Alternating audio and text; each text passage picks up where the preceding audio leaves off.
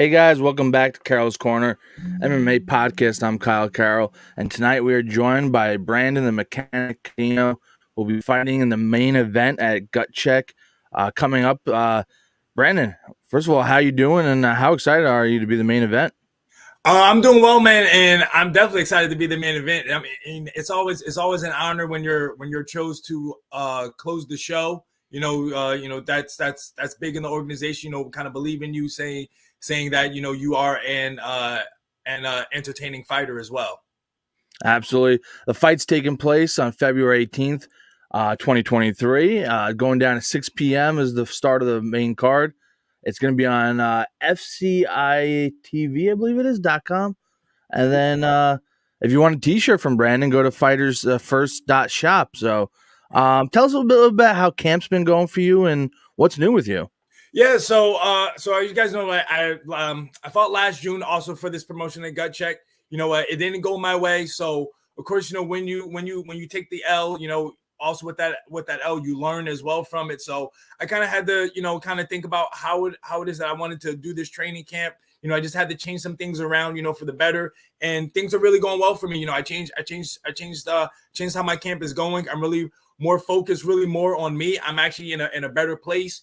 My last fight, couple of things wasn't going my way leading up to it, so I kind of wasn't in the right headspace. But this time around, things are definitely going well for me. I'm getting some good training in, and yeah, like I said, I just got my mindset, I got my mind focused on everything, and things are going really well.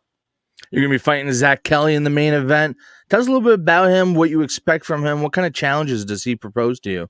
Yeah, so really, man, like this is a fight that really has been kind of brewing since the amateur days. Basically, what happened was I had fought a teammate of his.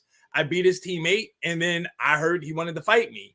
The thing was though, it never happened. I don't know. Maybe it just didn't line up. With dates or something like that. So the fight never really kind of happened. But now here we are as pros. And kind of really, I want to say really Zach Kelly is really where I was last year. So last year I was kind of making my return after a lengthy layoff. And really Zach Kelly is kind of coming through the same thing because he hasn't fought since 2018. I think Wow. he had a bicep injury. So he was actually I believe retired, like he was done fighting. But then I guess all of a sudden I got hit up saying, hey, Zach Kelly wants to fight you. What do you think? And I was just like, all right, let's do it. So I like the fight as an amateur. I like the fight even better now as a pro.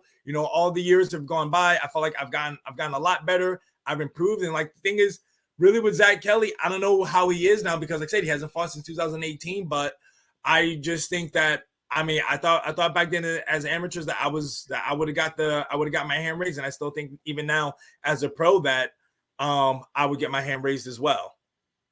Absolutely. Now, you was talking about making, evolving and developing as a professional.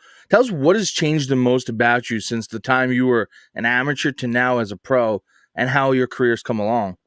You know, man, like that really is kind of like it's not really a tough question, but it's a good question.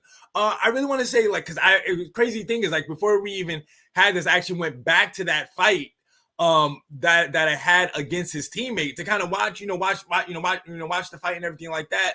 And I was really kind of looking at myself there, and I really want to say one of the things is of course I think mindset. You always gotta make sure you gotta have a mindset now where it's really like the same back then I was an amateur. I was trying to become a pro. Now here it is. I am a pro. I know where I've been. I've been to the top or top organization. I fought in glory a couple times. So the things like Hmm. I know I belong. That's one of the things. Now the second thing is skill wise. How are you condition wise? How are you physically? What tools have you added?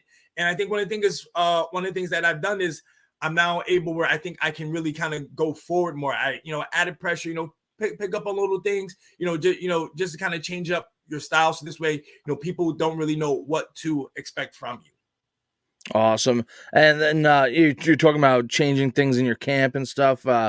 Um, just those little details. I guess that really shows how important it is when you're a professional, right? Those little details as you're climbing that ladder. Yeah, exactly. One of the things too is like to me is like you definitely want to make sure that you're of course you're getting in good work. You're training, you're learning, but also too, man, you got to make sure you're having fun. And really, I want to say my last fight camp, I really wasn't having fun. Which I think that kind of really messed with my head. But this fight camp around, like I said, I changed some things.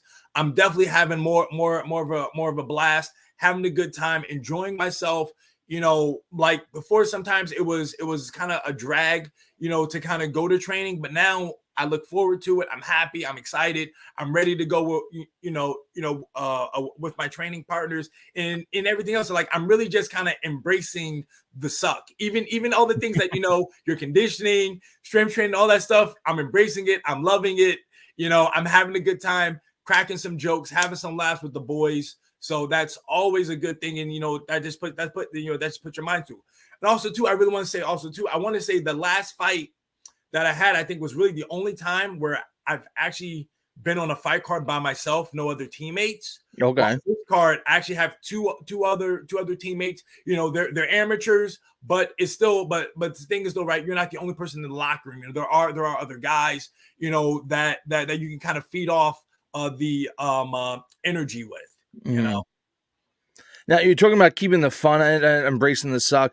Is that something you feel like a lot of professionals and even young amateurs sometimes do? Is they put too much pressure on themselves to compete at the highest level and kind of forget why you're doing it. Everyone always talks about if you're having fun, it's not a job. It's just a passion.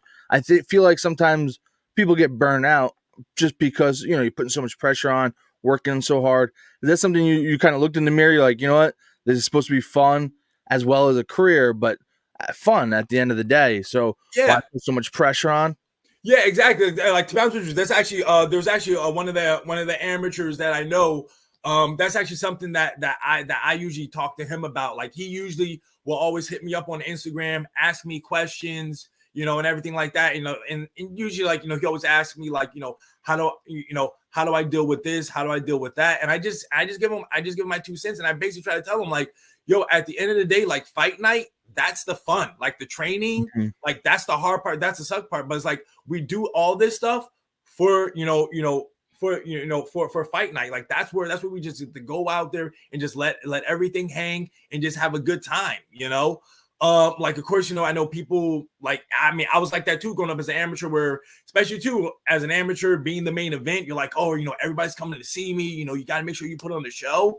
And then also too, sometimes like I had to tell this one amateur, it's like, you know, you got to remember, win or lose, the people are still gonna love you, man. If they're your support system, like your true support system, they're still gonna love you no matter what. And I think that's Mhm. one of the things that people just have to remember is like, no matter what's gonna happen, the sun will come up. Your mom and dad will love you. Your significant other will still love you.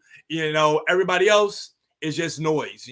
But I think that's one of the things, and that's something that I too had to kind of learn as well, going through the going through the process, because I still remember my first amateur loss, and I remember I was devastated. I actually walked through the crowd, like the crowd was standing there waiting for me. They wanted to still show me high five, and I remember I just walked through the crowd, got back in the locker room. My coach was like, "No, go back out there. Those people are waiting for you." And I just had to go out there, and like nobody left. People were still there, and it's just like, you know what? These people, they are still here for you. They're here to rock out with you. And that's just how it is. Like I think it's just one of those things where it's like, you just don't want to disappoint, but everybody knows, man, this is the fight game. It can go either way, type of deal. And I think you just gotta embrace that. Absolutely awesome. Yeah, it's kind of crazy to think about it. Like you see a movie like Southpaw, and obviously it's different circumstances. He's by himself at the end, so it's like you kind of see the highs and the lows of the sport that many people don't normally see. But for a fighter, it's always a kind of a roller coaster, I suppose. Yeah, and and it's one of those things too where it's like, yeah, like with fighting, is like you are in the ring by yourself, but of course that there's a team behind you that helps you, get to that point. So you gotta remember, like those people are always gonna rock with you, and like I said, I really think that I really got a good support system. with me, for this whole training camp. My teammates have really been helping me out, but even come fight night, my corner and everything like that, like I really feel good. I'm in a good place. Like I said, this is I get to be the main event. Not many people get to say that, hey, they are the main event of a fight, so I mean, this is just another honor for me. And again, I just get to show out there and just I really kind of am viewing this as another chance of really proving why it is that I am in this spot, and also to that I belong. Because of course, the end game is, man, I still want to get back to glory. I've been in talks, with them, like nothing big or anything like that. But it's like it's one of the things, like they want those W's and everything like that. So we gotta start racking them up. And being this is your first main event, correct? Not actually, no. Not as a pro. My last fight that I fought for them in June, that was the main event as well. Oh, okay, all right. And then even I think even the fight before that I had back in 2019 with Rick Shaver, that actually was the main event. Now that fight wasn't supposed to be the main event. I remember when I got to the building, and I think we were doing weigh-ins and stuff. One of the commissioners was like, "Oh yeah, you guys are the main event," because I think the other main event fell through, and I was just like, "Wait, what?" And they were like, "Yeah, man, we want you and Schaefer to bang it out," and I was just like, "All right, let's do it." And which of course me and Rick Schaefer, we definitely did put on a show for the people. Yeah, you guys definitely did. What are your thoughts on that fight? Like, that came down to the judges' scorecards. Watching that, I'd be honest, like not just because you're on here, but and Rick Schaefer's a guy from Long Island. I had you winning that fight. Yeah, I mean, like I tell people, hey, I'm not a judge. Of course, me. I mean, hey, maybe I'm biased. I at least thought I won the first 2 rounds. I'll definitely give Schaefer the 3rd round. That was a learning experience for me as well, because that was one of the things where, like, I really thought I was in good shape, but you can tell in the 3rd round is really where I kind of slowed down. I got a little tired, and I kind of just let him take over. So I mean, 3rd round I'll definitely give him, but I can see it. Maybe in the 2nd round, towards the 2nd round, I think I maybe started to slow down. He kind of started to pick up. So maybe it's usually one of those things. The last 10 seconds of a round. He maybe got the best of it. The judge was like, hey, he won it that way. While the first part of the round, I thought I did more, but they gave it to him. So, it is what it is. And like I say, it's just a learning experience. That's why I'm making sure that my conditioning is up to par if we go all 3 rounds. And yeah, man, I'm just trying to keep on getting better each day. Talking goals, obviously short term, win this fight. Long term, is that a rematch of that fight, Rick Schaefer fight? Is that in the future something you want to tackle again? I mean, I would, but I know he really is a weight class below me. Like, I think he usually fights at 145. Okay. Like, I think that fight he came up, he came up for it. So I met him, in the middle. I get it because I want to say I think it was because I think it might have been a catch weight fight as well. Okay. Because I think it could have been like 160, because I think it was same day weigh-ins. So we kind of just met there and stuff like that. But I mean, he's doing his thing. I know he just had a fight last October. I think at Flex Fight Series. I think he's champion there. So I mean, kudos to him. I mean, me and Rick are cool. I see him out there sometimes at other events. We say hi to each other. But I mean, hey man, if it comes up, I would be down if he's down to move up in weight. But if it doesn't happen, it doesn't happen. I'm still happy with it. Like I said, I'm focused on this fight. After this fight, hopefully maybe get another one in there. Maybe even get a title fight as well eventually, or something like that. And then of course, man, glory is all I'm thinking about. That's definitely a long-term goal. Awesome. Predictions for this fight, goals for within the fight. What do you want to accomplish in this fight? Obviously a win. But is there any specific goals you're carrying into this fight? You're like, you know what? I want to accomplish this to wow the fans, to impress Glory. Or what are some of the goals? Yeah, you know what? To be honest with you, man, this fight is really, I want to say it's a redemption fight for me, because the last fight, that wasn't me. It was a long layoff, 3 years. so amped up, ready to go, and I just kind of went forward. I mean, hey, kudos Anthony Dill. He did his thing. I'm not taking anything away from him. But that just wasn't me. I didn't really do what I was supposed to do. It's just like all those who watch MMA. It recently just happened to Dom Reyes. He went up, had all this training. Fight night came because he had a long layoff. Went out the window. He got got back to sleep. Same thing kind of happened to me. I just forgot everything I wanted. Went forward. TKO. 3 knockdowns. They had to stop the fight. So this way is just like, again, I just want to prove to myself that I belong, where I am in that I am as talented as I believe I am. Absolutely. And I see we got the tune-up crew commenting here. As they're always here. Tell us a little bit about, I see you got the merchandise on right there, the mechanic t-shirt. That's your nickname. I said earlier you could get t-shirts at fightersfirst.shop. Is this the fight shirt you're walking out in? Actually, yeah. I think I'm not sure. There's this one that I have. This is the newest one. So if you guys want to support me, I would appreciate it. You can go to fightersfirst.shop. They have my whole collection. I got t-shirts, I got hoodies, I got tank tops. Hey man, if you live out in California or Florida, it's sunny weather for you right there, so you can always rock a tank top. But yeah, I'm thinking about either this one or I might maybe rock my other a white shirt. It's kind of a vintage shirt of my pro debut that I had. So I'm not sure. I'm kind of going back between those two. Awesome. And tell us a little what's inspiring you for this fight. You said you changed quite a bit of things. You kind of reevaluate everything. Now you're getting back in there. You're focused. What's been the inspiration to kind of readjust and reevaluate your situation and then tackle it head first and prepare for this fight?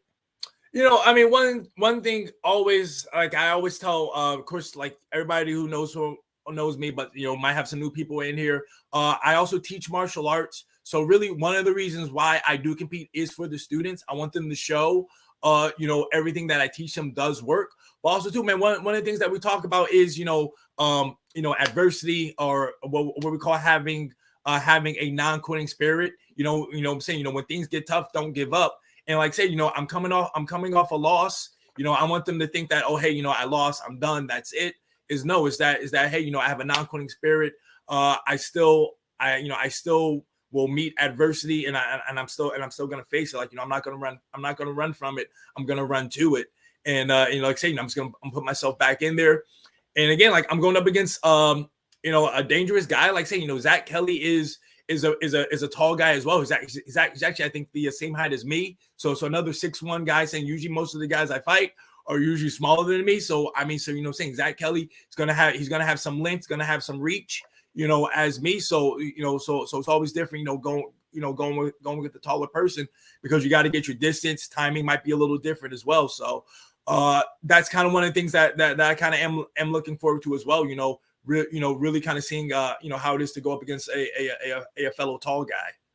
Okay, yeah, you're a tall guy, long reach. Is weight cutting an issue for you at all, or? Well, no, actually, this fight is actually going to be at a higher weight because, like I said, this is his return fight after actually, man, more than 3 years, because 2018 was his last fight. So this fight is actually going to be at 165 instead of my normal 154, 155.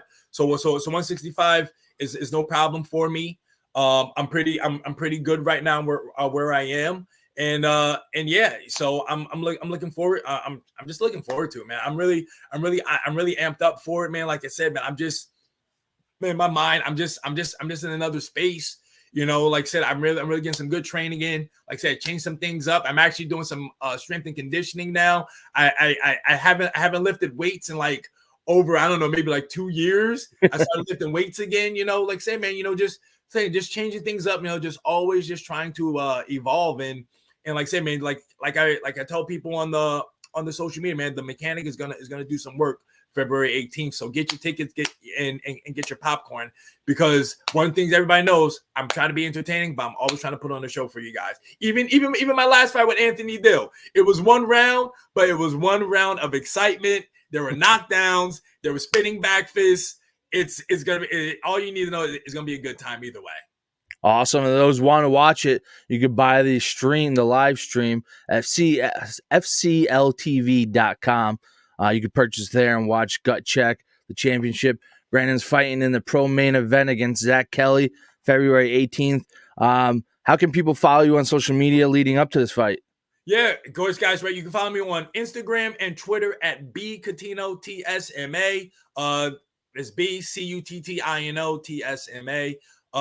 And then on Facebook, it's Brandon the Mechanic Cuttino. So either way, I mean, Twitter, Instagram, that's really where I am mostly. But hey, if you're on Facebook, you can still follow me for everything else.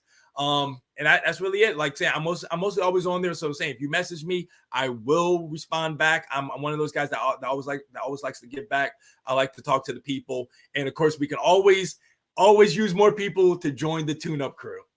There you have it, ladies and gentlemen. Join the tune-up crew and make sure you watch on February 18th. Brandon, it's been an absolute pleasure talking to you again. Wish you the best of luck, and I'm looking forward to seeing you kick some ass. Yeah, man. I just want to always say thank you again for doing this. Like I said, us as fighters, man, we got, we want all the fame and everything like that. But the only way you get to it is by people like helping us spread the word, get it, get the notice out and everything like that. And like I said, I always have fun talking with you. And yeah, I just want to thank you again. Thank you. Real quick before I let you go, prediction of the fight and how it's going to end. Man, the only thing I can say is violence, man. Violence. I really am looking. Right. I really am looking for violence in this fight. And like I said, this is something that's been going on since amateur days. He called this thing. Like people don't know. Like he called me out as an amateur. I said yes, and then it was crickets. So I mean, nothing personally against them, man. But I'm saying though, you want to be off for 3 years. You retired, and then you want to choose me as your comeback fight. Nah, man, it's not gonna happen like that. There you have it. Yeah, I could see how that could be insulting. Exactly. So, ladies and gentlemen, you don't want to miss this. Definitely check it out. But Brandon, I appreciate you coming on the Carol's Corner MMA podcast. Best of luck and looking forward to watching this fight. Thank you again, man, and thank you everybody. We're signing off.